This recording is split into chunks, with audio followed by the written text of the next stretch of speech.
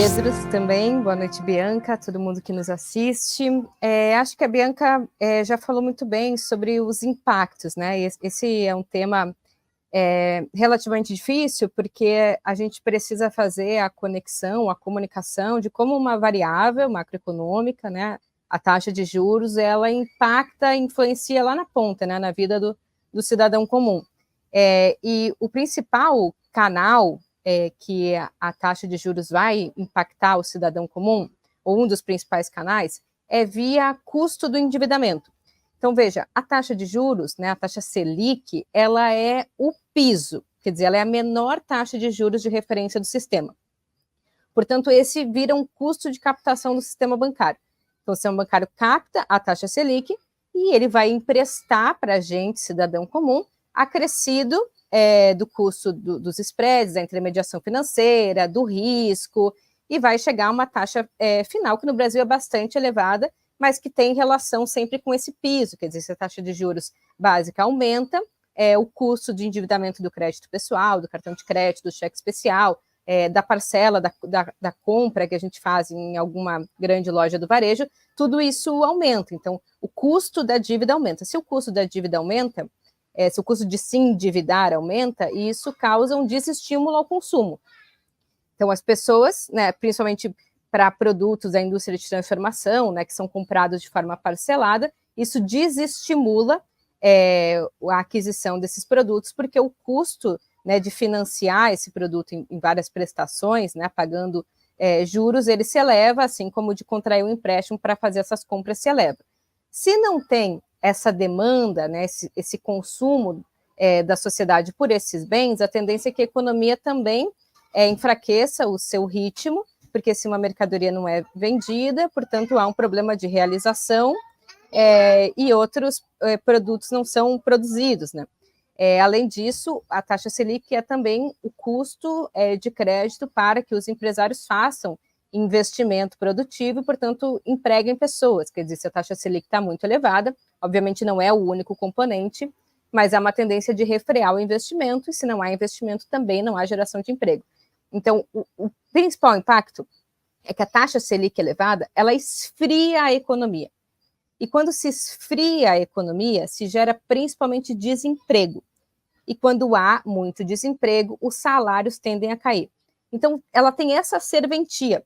Muitos economistas atribuem essa serventia e a necessidade de resfriar a economia e gerar desemprego para o combate à inflação, mas tem algo aqui, como a Bianca falou, que chama conflito distributivo, que é quando se combate uma inflação de demanda ou não, encarecendo o custo do crédito e desestimulando o consumo, há uma tendência de queda dos salários dos trabalhadores e de uma maior apropriação pelos donos do capital. Portanto, a relação capital-trabalho se movimenta cada vez que é mexida a taxa básica de juros, seja para baixo, seja para cima.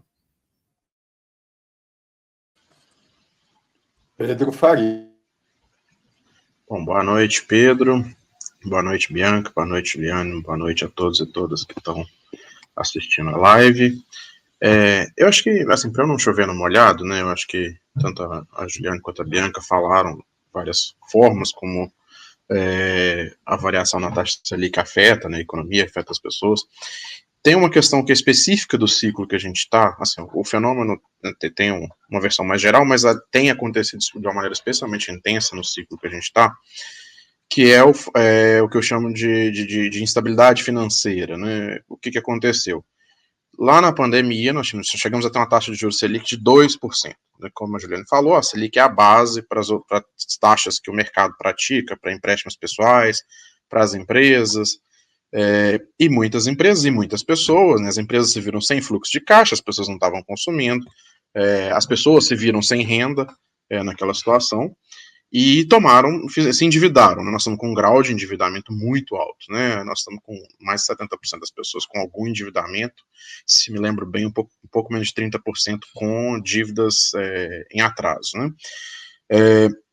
E isso fez, bom, as pessoas se endividaram, o Banco Central subiu, né, o Campos Neto subiu muito rápido e muito a taxa de juros, levou lá para 13,75, Quando essas dívidas foram vencer, a economia não cresceu muito depois da pandemia. Bom, teve um momento ali imediato de recuperação, mas depois não teve um crescimento sustentado, né? E quando as pessoas e as empresas tiveram que repor, né, fechar essas dívidas que fizeram, várias tiveram que rolar a dívida, porque não estavam tendo condições de pagar. E aí foram rolar com uma taxa de juros que agora estava, a taxa Selic, né, a base, a 13%. Então vamos pensar, uma dívida que a pessoa fez lá atrás com uma taxa de juros base, né, de 2%, e teve que refazer na situação posterior a 13%. Então, o custo, tanto para as pessoas quanto para as empresas, de manter o endividamento, não é só. Porque, como a Juliana falou, a taxa de juros importa para as pessoas adquirirem uma geladeira nova, para elas financiarem, para a empresa comprar um maquinário novo. Mas ela também importa porque as empresas, as pessoas já têm dívidas. E quando elas têm que refazer essas dívidas, não é nem para ampliar o seu consumo, ampliar a sua produção. Elas estão refazendo isso numa taxa de juros muito alta. Então, nesse ciclo específico, nós temos essa questão que a taxa de juros ficou tão alta por tanto tempo que simplesmente pagar as dívidas que estavam abertas, seja de empresas, de pessoas, estava virando um desafio muito grande. Né? E não foi só no Brasil. O Brasil teve um excesso completamente fora da curva com o Campos Neto, mas agora as taxas de juros estão altas no mundo todo. Então, esse ano, por exemplo, nós estamos tendo o maior índice de calote em emissões de dívidas por empresas brasileiras no exterior. Se não me engano, está na casa de 8,8% das emissões, que é um indicativo, né, dessa dificuldade financeira que está cometendo tanto empresas quanto pessoas, né, por causa de uma taxa de juros muito alta. Um dia a gente pode fazer um programa sobre indústria, assim, mas diversos elementos, né? Taxa de câmbio, taxa de juros, política industrial, compra pública, setor de vanguarda, tem o cenário do capitalismo global, o poder do imperialismo americano, são muitas coisas que determinam a nossa industrialização, desindustrialização. Mas eu acho, bom, eu faço parte, né, daqueles que fazem uma leitura através do Pulantzas de que a classe dominante, a burguesia, ela é caracterizada por frações, quer dizer, ela não é um bloco monolítico. E dentro dessas frações tem uma fração que surge ali na virada dos anos 50, com a transnacionalização do capital, né, surge em países independentes, como burguesia interna, que pode ser, inclusive financeira, normalmente é produtiva, mas a diferença é que ela não é a burguesia compradora, financeira, aliada ao capital internacional, e também não é a burguesia brasileira, que teria um projeto nacional de desenvolvimento, até porque ela nem existe. E essa burguesia interna, ela tem um comportamento pendular. Ora, ela se associa mais ao capital estrangeiro, né, financiarizado, com uma lógica plenamente neoliberal, ora se associa mais ao Estado desenvolvimentista, porque ela tem, ora, conflitos com o imperialismo, o capital estrangeiro, né, conflitos que se dão pela questão da grau de abertura comercial, protecionismo dos seus produtos, e ora dependem mais do Estado, porque precisam de proteção, e ora precisam de associação. Dito isso, as frações financeira e produtiva, nesse caso da taxa de juros, eu acho que elas não têm muita rivalidade. Eu sei que essa é uma tese meio esquisita. Até porque todos os setores, inclusive produtivos, têm ganhos de tesouraria importante. Mas mesmo que o principal não seja ganho via renda, né, o diferencial de aplicação em título público, a burguesia produtiva também se beneficia de juros altos. Eu sei que é estranho falar isso. Então, a burguesia financeira, sim, quer juros altos, porque ela ganha, né, nos diferenciais de juros, mas a burguesia produtiva, em determinado momento, também quer juros altos. Então, por que a Fiesp passou, né, de uma entidade que tinha uma agenda para câmbio, para juros, bem progressista, que foi abraçada pelo governo Dilma, e por que depois ela se bandeou para o lado do capital financeiro? Porque chegou num momento que a economia estava tão dinamizada que o custo do trabalho estava muito elevado. Então, estava vendo o esmagamento da taxa de lucro, porque a burguesia brasileira continuava produzindo a mesma coisa, mas agora a remuneração salarial era muito maior, porque redução do desemprego, política de salário mínimo. Então, ela precisava do quê? De juros altos para frear a economia, porque quando freia e desaquece a economia, se causa desemprego, e quando tem desemprego, se reduz o custo da força de trabalho e assim volta a aumentar a margem de lucro, a taxa de lucro. Então, nesse caso, não tem oposição entre burguesia financeira e burguesia produtiva. Quando há um aumento da parcela dos salários na renda, ou quando há um esmagamento do lucro através de salário, a burguesia produtiva, que historicamente lutou por taxas de juros baixas, também vai se beneficiar das taxas de juros elevadas com esse canal de esfriamento e desemprego. Negativo, e que eu cheguei a ver gente na internet dizer coisas como, na verdade, foi ao contrário, né? Era meio... era para taxar os super ricos, mas, na verdade, está privilegiando os super ricos. Eu acho essa discussão meio descontextualizada, porque, veja, qualquer mudança, e claro, nós estamos num Estado capitalista, né? Ela precisa passar por uma regra de transição, como previdência, né? Quem estava prestes a se aposentar, na reforma da Previdência, passa por uma regra de transição. Esses super ricos, quando colocaram seu recurso num fundo exclusivo, eles colocaram sobre uma normativa jurídica que era, né, não haver o come-cotas, né, que é o pagamento semestral sobre o fluxo de riqueza gerado, né, o rendimento. Agora tem uma mudança, quer dizer, não pagavam come-cotas, agora vão pagar come-cotas. A regra de transição é que durante alguns meses, então para quem não quiser pagar come-cotas e quiser sair desses fundos exclusivos, vai ter um desconto, quer dizer, em vez de pagar os 15%, vai pagar 8% de imposto de renda. Mas daqui a pouco já vai, né, agora, né, dezembro, janeiro, já volta a pagar os 15% sobre o saldo e mais os come-cotas semestrais sobre o rendimento.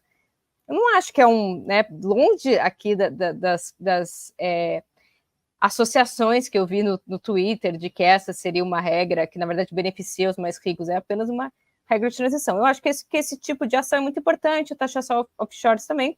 Agora, como eu falei no programa passado, eu acho que esses processos têm mais um potencial simbólico de disputa, né, da sociedade, de reafirmação de um compromisso do Lula, de colocar, né, o rico no imposto de renda, que não só imposto de renda, mas tributo de forma geral, do que efetivamente a arrecadação fiscal. Acho que para esse ano é importante, inclusive a regra de transição ter sido durante esse ano também um estímulo para que as pessoas saquem e isso gere, né, arrecadação para o Estado sob esse estoque, né? O Haddad está ali, né, ficcionado na ideia de gerar déficit zero para o ano que vem, então já tem que começar a arrecadar. Então, assim, mais muito recurso para a sociedade brasileira, então vamos poder fazer quantas universidades com esse recurso, eu acho que não é a questão. A questão é mais assim, vamos imprimir uma nova lógica tributária em que os super ricos vão pagar a sua parcela sob principalmente questões altamente desiguais, né? Porque no caso dos fundos, quem investe em fundo normal tem come-cota e quem investe em fundo exclusivo não. Mas eu acho que assim, tentativas, né, de avanço sobre uma legislação que seja mais progressista e menos complacente com a elevada desigualdade e concentração. Especialmente sobre as regras do arcabouço fiscal, né, que foi aprovado esse ano. Que prognósticos vocês fazem para a economia brasileira em 2024, levando em conta que ela vai estar submetida justamente ao arcabouço fiscal? Quem começa agora, Juliane. Veja, quando o governo Lula chegou ao governo, lá em 2003, o gasto público ele era coisa como 15% do PIB. E ele chegou no final ali do governo Dilma representando alguma coisa como 18%, 19% do PIB. Então, dá para dizer que parte da consolidação de uma estrutura de gasto público, ela já se deu nesse período. Quer dizer, agora você vai fazendo variações, né, que tendem a ampliar o que tem como base esses 19% do PIB de gasto social. Então, se esse arcabouço fiscal ele tivesse existido no primeiro governo Lula, provavelmente teria sido muito mais limitador de um salto de qualidade dos serviços públicos do que agora, embora ele ainda vá limitar, principalmente na variável investimento, que eu acho que é a que precisava de mais investimento público, mas é um cenário menos pior, vamos dizer, porque já tem consolidado um patamar de gasto sobre o PIB muito mais elevado do que era antes.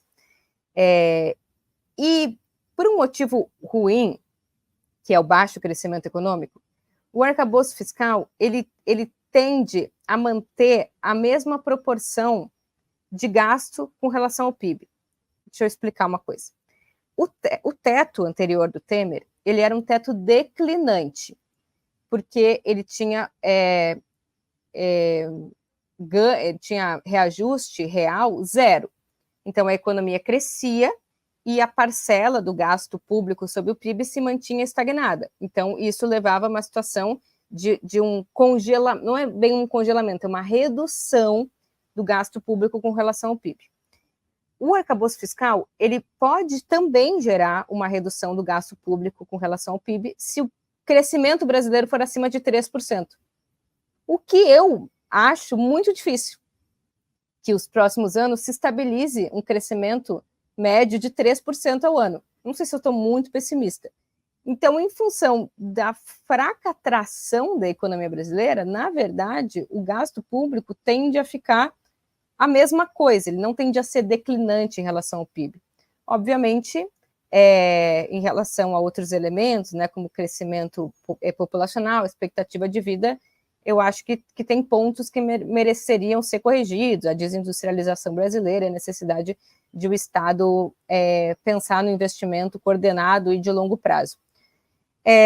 Eu acho que deve haver um esfriamento com relação a esse ano, quer dizer, esse ano a gente ainda vinha de uma base de comparação muito baixa e estava sob uma PEC da transição, né, que abriu muito espaço fiscal para o governo e permitiu um déficit de 2% mais ou menos do PIB.